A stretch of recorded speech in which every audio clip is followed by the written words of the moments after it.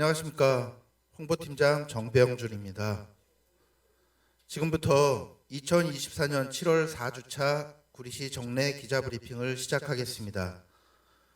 오늘 브리핑은 여호연 도시개발국장이 하겠습니다.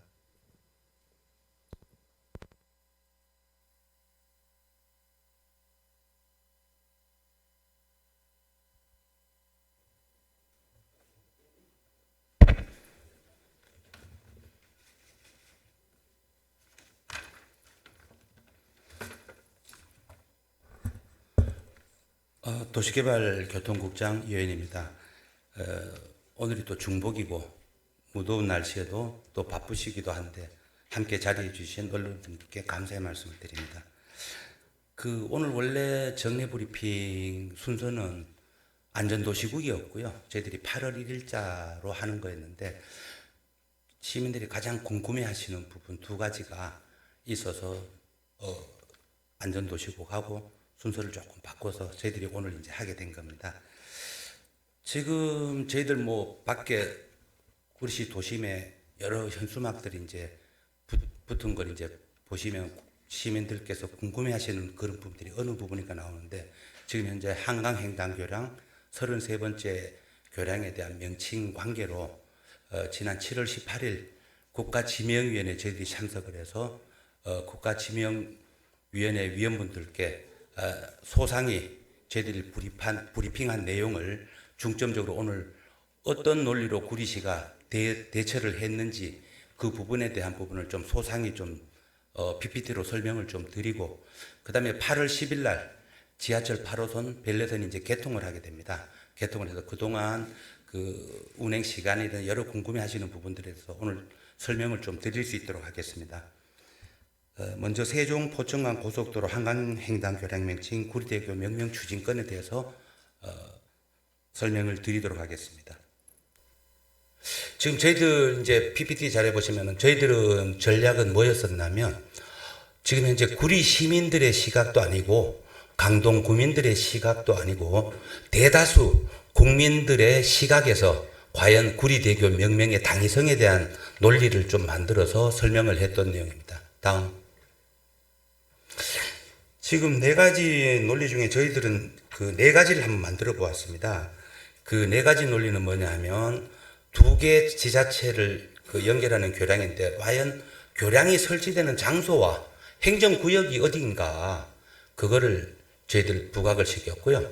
다음에 그동안 두 개의 지방자치단체를 연결하는 한강횡단교량은 양 지자체의 형평성은 고려하고 있는지 필요하다고 설명을 하였고요. 그 다음에 저희들이 지금 세종 포천간 고속도로를 명칭을 지금 쓰고 있습니다만은 그 이전에 구리 포천 고속도로와 서울 세종간 고속도로를 합한 고속도로가 이제 세종 포천간 고속도로로 이제 합해졌는데 거기에 대한 교량 설치 목적과 상징성을 고려한 명칭 제정이 필요하다. 그 다음에 이제 국가정책사업 토평 이지구와 연결된 그런 명칭 제정이 필요하다는 네 가지 논리로다가 위원님들께 설명을 한 사항이 되겠습니다. 그럼 다음. 지금 보시게 되면 요게 이제 국토정보지리원의 국토정보 플랫폼, 국토정보 앱에 대한 항공사진입니다. 그래서 보시게 되면 현재 이 교량의 이 위치가 보면 여기가 시도 경계선입니다. 한강에. 여기가 구리시고요. 여기가 강동구가 됩니다. 이 중에 이 시도 경계선, 여기가 이쪽으로는 경기도 구리시, 여기는 서울시 강동구 구역이 되는데 확연하게 이 지도를 보시더라도 행정구역상으로도 저희가 87%나 저희 구리시에 위치했다는 거. 그 다음에 교량 길이로 봤을 때도 저희가 약 한 75% 이상이 구리시 쪽에 와 있다. 그래서 두 개의 탑 모두가 구리시 구역에 행정구역에 포함되어 있다는 설명을 충분히 드린 사항이 되겠습니다. 다음. 그래서 행정구역상으로는 구리시가 87% 이상 경기도 구리시에 위치해 있고 그러면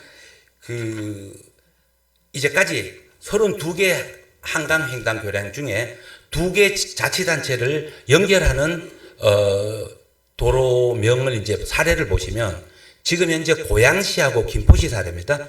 고양시의 일산대교, 그 다음에 김포시에는 김포대교, 이렇게 나누어서 이제 형평성을 가지고 한 거죠. 그래서 요 사례를 보더라도 양 지자체가 형평성 있게 순차적으로 명칭을 만들었다. 다툼 없이 행정력 소모전 없이 그렇게 했다는 사례가 있고요. 그 다음에 고양시와 강서구가 지금 고양시는 신행주대교가 있고 강서구는 방화대교, 마곡대교 차례대로 이제 가는 겁니다. 만약에 여기 이제 새로운 교량이 생기면 고양시 지명을 따라서 이제 하겠죠. 그 다음에 이제 가까운 곳에 하남시와 남양주시에 팔당대교와 미사대교가 있습니다. 이렇게 양 지자체 연결하는 교량은 한 번씩 순차적으로 사용되어 명칭을 부여해 왔다. 이렇게 보시면 될 것 같습니다. 다음 6쪽으로 넘어갈까요? 요거는 전부 다 아까 설명드렸던 내용이고요. 특히 저희들이 눈여겨보는 사례로는 남양주시와 하남시를 연결하는 한강교량 부분인데, 지금 현재 당초에 이 남양주시가 팔당대교로 지명을 쓰게 됐고, 그 다음에 서울 춘천 고속도로를 연결하면서 한강교량이 이제 여기에 세워지죠. 여기 만들어지는 게, 여기 이제 종국에는 미사대교로 결정됐는데, 아마 제 기억으로는 당시에 남양주시에서는 여기를 독소대교로 해달라 하고 남양주시가 주장을 하였고, 하남시는 미사대교로 해달라 하는 그런 그 사항이었습니다. 그래서 요건은 서울지방국토관리청의 그 지명위원회가 있습니다. 시설물 지명위원회. 거기에서 한 게, 이때까지 남양주시는 팔당대교가 있으니 순차적으로 다음에 하남 지명을 써야 되는 것이 맞다. 논리적으로 그게 하나가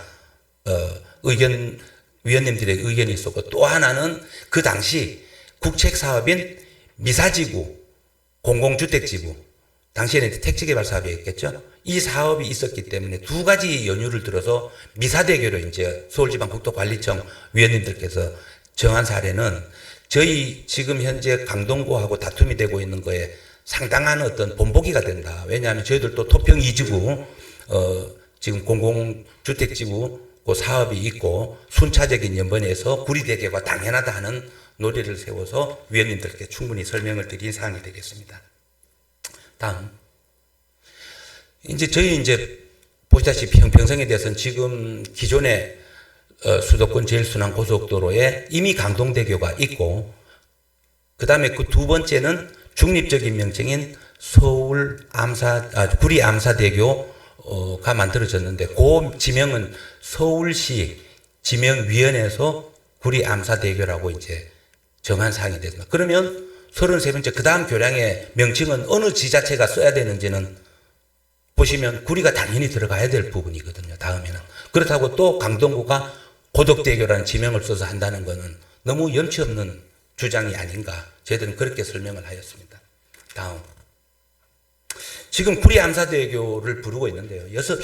통상적으로 두 글자를 거의 교량 명칭으로 썼는데, 올림픽 대교는 빼고 그건 상징성이 있기 때문에. 근데 통상적으로 구리 암사대교는 교통방송이라든지 언론에서는 이 글자가 길다 보니까 암사대교라고 통상 지칭을 하고 있습니다. 그리고 지금 사례 언론에 보면 전부 암사대교로 나오거든요. 교통방송에서도 시간 관계상 통상 줄여서 암사대교라고 그렇게 부르고 있기 때문에 구리 암사대교에 구리대교 하는 거는 조금, 이거는 저희들로 봐서는 중립적인 명칭인데도 불구하고 암사대교라고 그냥 불리어지고 있다, 이런 설명을 드렸고요. 다음 쪽. 지금 아까 말씀드렸던 두 개 고속도로가 합한 건데, 처음 구리 포천 고속도로가 노선 지정을 하면서 착공을 하고 준공을 하는데, 그 시점이 구리시 토평동입니다. 종점은 포천시로 되어 있고요. 그리고 그 다음에 서울 세종간 고속도로의 시점은 세종시입니다. 그리고 종점은 역시 구리시 토평동입니다. 그래서 두 개 고속도로의 시점과 종점은 구리시 토평동이다 라는 말씀이고요. 그래서 2016년도에 노선 통합 지정을 한 게 세종 포천 고속도로가 이제 만들어진 겁니다. 그래서 두 고속도로에 연결하는 시점과 종점이 구리시 토평동이다. 그래서 그걸 연결하기 위한 교량이 이기 때문에 구리대교로 명명이 돼야 된다 하는 그런 논리로 설명을 드렸습니다. 다음. 요거는 2010년 10월 13일 구리 포천 고속도로 노선 선정 합의문입니다. 이 조금 잘 안 보이시죠? 지금 노란색을 칠한 거 보면 거기에 어떤 그 문구가 있냐면 요때는 당시에는 국토해양부입니다. 국토해양부 도로정책관하고 그 다음에 구리시장님하고 그 서명을 한 거에 보면 요 문구가 국토해양부는 구리 포천 민자 고속도로와 제2경부고속도로, 서울 세종 간 고속도로를 지칭합니다. 제2경부고속도로를 연결하는 한강 교량이 최대한 경관 교량으로 되도록 한다라는 문구가 있습니다. 그래서 이미 이때 구리시가 교량에 대한 어떤 경관을 중시하면서 합의문에 이제 서명된 내용이기 때문에 이것도 저희들이 제시를 하였습니다. 그래서 이미 그 33번째 한강 교량은 이때부터 이미 구리시가 경관 교량이라든가 여러 주장을 해왔다 하는 그 논리로 위원님들께 설명을 드린 사항이 되겠습니다. 다음. 그래서 구리 포천 고속도로의 시점과 종점은 국토해양부 고시에도 이렇게 나와 있습니다. 그래서 보면 밑에 파란 색으로 그 표기해 놓은 게 시점이 경기도 구리시 토평동 아주 딱 찍혀 있습니다. 그 다음에 오른쪽에 그 공고문은 국토해양부 공고문으로서 여기에도 사업 구간은 충청남도 공주시 장기면 여기 세종시죠. 세종시하고 경기도 구리시 토평동이다. 그래서 이게 두 개 합쳐서 앞서 말씀드린 대로 시점과 종점은 두 고속도로의 시점과 종점은 경기도 구리시 토평동이라는 것을 고시문과 공고문에 이렇게 확연하게 드러나 있습니다. 다음. 이제 국가정책사업과 연계하는데 지금 저희들이 토평 2지구에 대한 이제 그 빨간 선 마크가 이제 토평 2지구 구역계인데 이 33번째 한강 교량이 지구를 중간으로 관통을 해서 구리 포천 고속도로 같이 이렇게 연결되는 거다 보니까 저희들 국책 사업으로 추진하고 있는 구리 토평 2지구에 대한 어떤 홍보나 이런 것도 위해서 반드시 구리대교로 명명이 돼야 된다 하는 그런 주장을 하였습니다. 다음. 그래서 저희들은 지금 강동구에서 주장하는 것은 구리 암사대교라고 있고 대교가 있고 구리대교라고 했을 때 혼돈을 우려를 계속 주장을 해왔던 사항입니다. 그래서 저희들은 그러면 구리시 측의 지명으로 볼 때는 저희들 토평 2지구도 했고 토평대교도 뭐 저희들 그렇게 혼란을 야기하는 것을 해소하고 거기에는 토평대교로 해도 좋다 하는 것을 지명위원회에 설명을 했던 내용입니다. 그래서 그거는 구리 암사대교에 대한 혼란의 우려, 지명에 대한 혼돈의 우려가 있다는 강동구의 주장에 대해서 토평대교로도 할 수 있다 하는 것을 저희들이 주장을 하였습니다. 다음. 다음. 지금 이제 요 내용을 좀 보실 수가 있는데 그동안 강동구가 이제 왜 고덕대교로 해야 되는지에 주장을 했던 내용입니다. 지금 가장 먼저 한강횡단 교량의 건설을 위해서 분담금으로 강동구가 532억 원을 납부했다고 주장을 하고 있습니다. 지금은 약간 그게 사실이 아닌 걸로 지금 확인이 되고 있어서 근데 그 분담금은 사실상은 광역교통대책으로 그러니까 예를 들면 저거죠. 교통대책인데 그 기존 교량하고 서울간 고속도로에 강동 구민들이 그 이용을 할 수 있도록 연결하는 연결로를 공사비에 532억 원이 투입된 거지. 그 세종 포천간 고속도로 사업비로다가 532억 원을 분담한 내용은 전혀 아닙니다. 확인 결과. 그래서 그 내용은 잘못된 거다 해서 위원회에서도 그 부분을 위원님께서 질문을 하시는 부분에 대해서 그 부분이 아님을 분명히 했는데도 불구하고 지난 일요일 날 모 언론사를 통해서 532억 원이 마치 세종 포천 고속도로의 사업비로 투입됐다 하는 그 언론 보도를 또 강동구에서 했더라고요. 그래서 그 부분하고 저희 또 현재 균형개발과 담당 부서로다가 강동 구민들께서 항의 전화를 하십니다.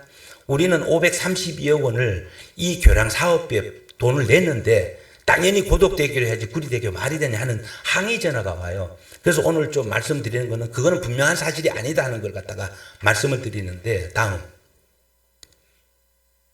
지금 근거 자료는 요겁니다.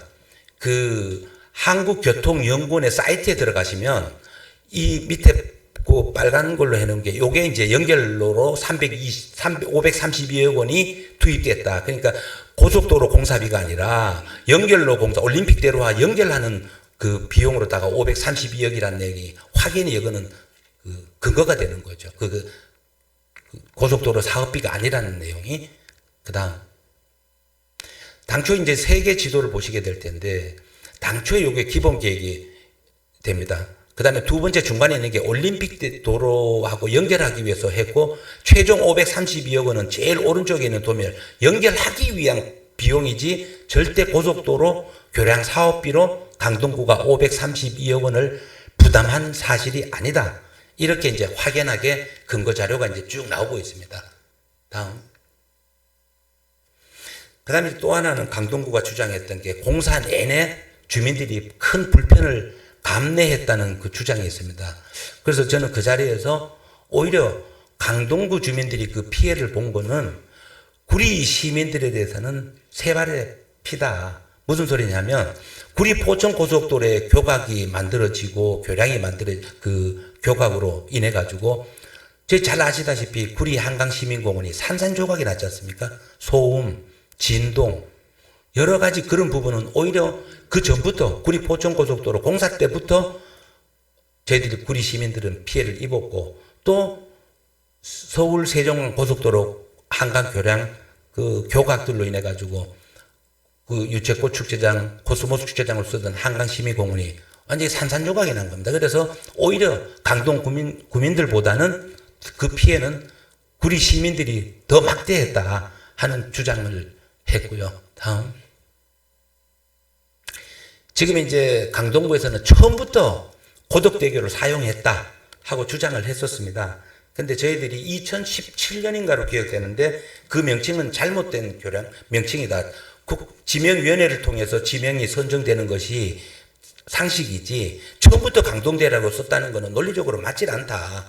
그래서 저희들이 그 공문을 2017년도인가 보내가지고 이거는 고덕대교 지명은 잘못된 거다.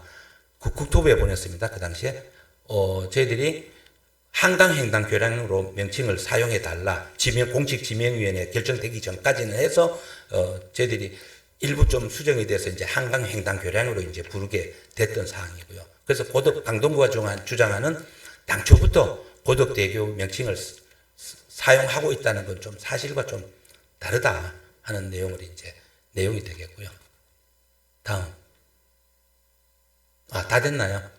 그래서 이 부분을 가지고 이제 했는데, 실질적으로 국가지명위원들도 강동구의 주장 중에 532억 원에 대한 부분은 저희들이 소상히 설명을 했습니다. 그래서 한국도로공사도 그날 참석을 해서, 그 부분에 대한 한국도로공사의 확인 결과, 그게 아니라는 게 밝혀졌습니다. 다만, 저희들이 염려하는 거는 지난 일요일에도 모 언론사에서 532억 원이 세종 포천간 고속도로에 쓰여졌다 하는 부분에 대해서는 누가 보더라도 아까 저희들은 논리는 대다수의 국민들의 시각으로 구리대교의 당위성을 설명을 했는데, 많은 서울 시민들과 대다수 국민들이 그 보도 내용을 보고, 야, 그러면 강동구가 542억 원을 투입을 했네. 그러면 구리시는 한 푼도 안 냈네. 그러면 고덕대교가 맞는가 하는 여론이 조성되는 것이 저희들이 큰일이다 해서 오늘 충분히 좀 설명을 드리고, 그거는 절대 아니라는, 사실과 다르다는 그 내용을 오늘 설명을 좀 드리고자 하는 내용이었습니다. 그래서 그런 부분에 대해서는 전혀 아니라는 내용에 대해서 좀 많이 저희들이 홍보를 해서 그건 사실과 다름을 분명히 밝혀야 될 그런 내용이기 때문에 오늘 설명을 드린 내용이고, 향후에 아마 시간은 조금 걸릴 것 같습니다. 지금 강동구와 구리시 국가지명위에서는 먼저 합의를 좀 하는 쪽으로, 예를 들면 그 제3의 명칭이나 뭐 이런 걸로 이제 가고자 하는데, 강동구에서는 고덕대교 아니면 안 된다 하는 그 위원회 끝나고 그런 구청장께서 그렇게 말씀을 하시더라고요. 그래서 저희들도 거기에 지금 세우는 거는 좀 논리적으로 저희들도 거기에 대응 방안을 좀 마련해서 제3의 명칭에 가더라도 논리 싸움에서 구리시가 절대 그 상호 대등한 위치에서 어떤 그 부분을 좀 주장을 해서 좀 제3의 명칭을 가더라도 일단 강동구하고 협의는 해보겠지만 가더라도 저희들이 충분히 저희 구리시 측 지명이 활용될 수 있는 방안을 좀 마련해서 논리적으로 앞으로 대할 수 있도록 그렇게 준비를 하고 있다는 말씀을 드립니다. 아마 9월, 10월 정도 돼야지 이게 어떤 국가 지명에서 확정이 되지 않을까 저희 조심스럽게 그렇게 예견을 하고 있습니다. 그 다음은 지하철 8호선 연장 구간 개통에 대해서 설명을 드리도록 하겠습니다. 잘 아시다시피 그 8호선 연장 복선전철 건설 사업은 서울시와 이제 경기도에서 시행하는 광역철도 사업입니다. 서울시, 구리시, 남양주시에 총 6개 정거장을 신설해서 기존 8호선 암사역에서 별내역까지 약 12.9km를 연장하는 노선이 되겠습니다. 2016년도에 착공을 해서 총 사업비 1조 3,916억 원을 투입하여 드디어 한번 연기가 되고 수차례 연기가 되던 끝에 8월 10일 다다음 주 토요일이 되겠는데 5시 30분 구리역에서 5시 30분에 이제 첫 차가 이제 출발을 하게 됩니다. 그래서 그 의미는 상당히 저희 시에서도 구리시도 이제 지하철 도시가 되었다는 상징적인 의미도 함께 아마 잠실역까지는 20분 내로 구리역에서 도달할 수 있는 어떤 8월 10일 개통이 되게 되면 아마 시민들의 출근 지도가 확연히 바뀔 것으로 저희들은 기대를 하고 있습니다. 연장 구간에 운행되는 차량은 6량이 한 편성입니다. 6대가 한 편성을 이루어서 운행이 되는데 출근 시간대는 통상 저희들이 7시부터 9시까지 퇴근 시간에는 이제 오후 6시부터 저녁 8시까지 4분 30초 간격으로 계속 운행이 이제 되고요.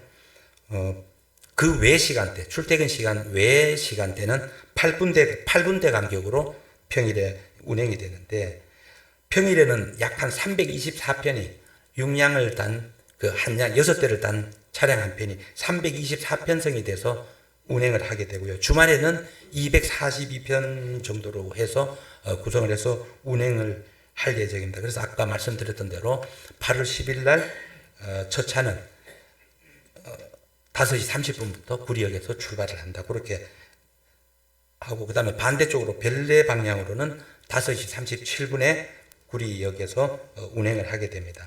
또 막차는 서울 방향으로는 암사 종점 기준으로 24시 50분에 막차가 되고요. 별내 방향의 막차는 24시 52분에 이제 운행을 마감하는 막차가 운행을 하게 됩니다.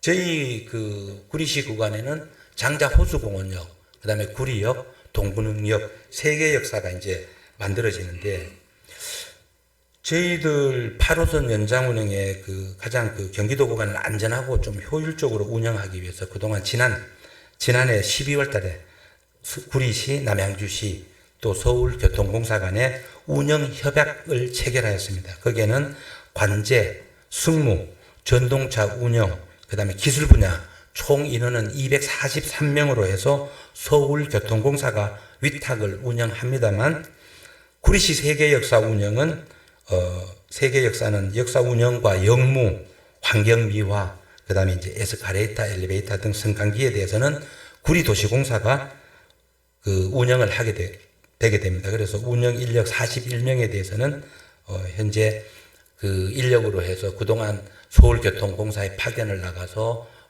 다른 역사의 운영을 합동근무라든지 여러 가지 이런 그 운영을 위해서 그런 준비를 해서 현재 8월 10일 개통에 차질이 없도록 준비는 거의 마친 상황입니다.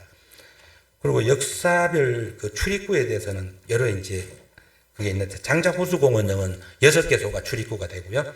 동분흥역은 5개소가 이제 설치돼 가지고 특히 동분흥역 같은 데는 당초에는 에스카레이터가 일부 몇 개가 없었습니다만 저희 시에서 그거는 추가로 해서 모든 5개소에 대해서 에스카레이터가 설치되도록 그렇게 했습니다만 지금 구리역이 조금 저희들이 다소 조금 우려되는 부분인데 그 부분은 지금 당초 승강장에서 지상구 출입구까지 4개소를 당초에는 설계를 하고 준비를 하고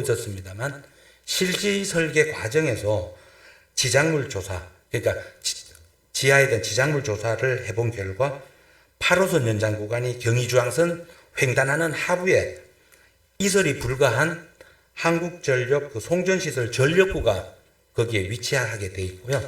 그 다음에 그것도 지하가 거의 대다수 안반으로 지반이 돼 있다 보니까 발파 진동이나 이런 게 가해지면 지금 운행되고 있는 경의중앙선에 상당한 그 위험하다는 그런 어려운 점이 있어서 안전성 확보에는 어려움이 있다 하게 돼서 불가피하게 설계 변경을 해서 지상에 이제 구리역이 나오게 됩니다. 그러다 보니까 실지설계 적격자로 선정된 그 지금 시공하고 있는 태영건설이 지하 승강장에서 지상으로 이동 동선을 환승통로 한개소로 계획하고 이제 구리역 공원 지상에 이제 환승 대합실을 설치하는 계획을 수립해서 2016년도 7월 달에 국토교통부에 사업계획 고시 승인을 득해서 지금 현재 에스카레이터 하나하고 엘리베이터 한 개가 이제 만들어지겠는데 지금 그동안에는 대구의 도시철도에 사용되는 그 에스카레이터가 우리나라에서는 최장 59m였습니다. 근데 저희 구리역의 에스카레이터는 65m로 전국 최장을 바꿔버렸습니다. 대신에 이제 약간의 안전성에 대한 부분을 좀 더 강구를 해야 된다 하는 그런 부분입니다. 그래서 현재 그 에스카레이터 한 개소로 규모로는 이용 승객이 집중되는 출퇴근 시간이라 이런 데는 승객 정체나 혼잡도 증가에 따라서 보행 안전사고 특히 뭐 화재라든가 다른 어떤 재난 상황 발생 시에는 에스카레이터 한 개소와 피난 계단이 있습니다만 어떤 동선에 혼선을 줄 우려가 많다 하는 저희들이 우려로 이제 그렇게 됐던 거고요. 그래서 지금 저기 얼마 전에 이제 도시공사하고 소방서 해서 그런 긴급하게 재난에 대한 그 대응 훈련을 한번 했었고요. 앞으로도 지속적으로 계속해서 그 역할, 임무 이런 부분이 확연하게 해서 거기에 대해서는 적극 대응하려고 지금 하고 있는데 아마도 장기적으로는 출입구를 만드는 것이 맞다 해서 장기적으로 저희들이 그 계획을 또 하고 있다는 말씀도 좀 드립니다. 그래서 거기에는 지금 현재 그 65m 에스카레이터 구간에는 절대 계단에서 걸어서 내려가는 그게 없도록 저희들이 그렇게 이제 안내를 충분히 하고 아마 거기에 그 인력이 더 투입이 돼가지고 출퇴근 시간에 물론 평상시에도 합니다만 인력이 더 많이 투입돼서 그런 거를 방지하고 예방하는데 인력이 한 3개월에서 한 6개월 정도 어느 정도 정착될 때까지는 많은 인력이 투입이 돼서 안전성에 충분히 저희들이 대비를 하겠다는 말씀을 좀 드립니다. 앞서 말씀드렸던 대로 이제 개통이 되면 구리역에서 잠실역까지 한 20분대 도달하기 때문에 시민들의 어떤 출퇴근 교통난 해소에 크게 도움이 될 것으로 저희들은 예상하고 있습니다. 그래서 8월 9일 날 개통식을 하는데 그 경기도 주관으로는 아마 8월 9일 날 별내역에서 그 개통식을 하게 됩니다. 근데 사실상 그동안에 구리 시민분들도 그 공사 때문에 여러 가지 교통 문제라든가 소음, 진동 이런 피해를 입으셨는데 시민들도 함께 해야 되겠다 해서 별도로 별내역에서 경기도 주간 개통식이 하고 오후 5시에 저희들이 구리역에서 저희들 시민들과 정말 시민들이 많이 참여를 하셔야 되기 때문에 거기서 한 300~400여 분 이제 같이 시민들과 함께 테이프라도 끊고 그 다음에 같이 아마 구리역에서 그 행사가 끝나고 시승 행사도 합니다. 그래서 타고 동gun릉역 경유에서 다산 별내까지 갔다가 바로 그 기차로 다시 구리역까지 돌아오는 식으로 시승 행사도 이제 할 예정으로 있습니다. 그래서 그날 뭐 궁금해하시고 또 한번 해보시겠다는 언론이 계신다면 저희 담당 부서로 연락을 좀 주시면 곧 같이 참석하실 수 있도록 그렇게 할 수 있도록 하겠습니다. 여하튼 이번 구리대교와 별내선 개통과 관련해서 많은 언론인분께서 많은 홍보와 어떤 부탁을 드립니다.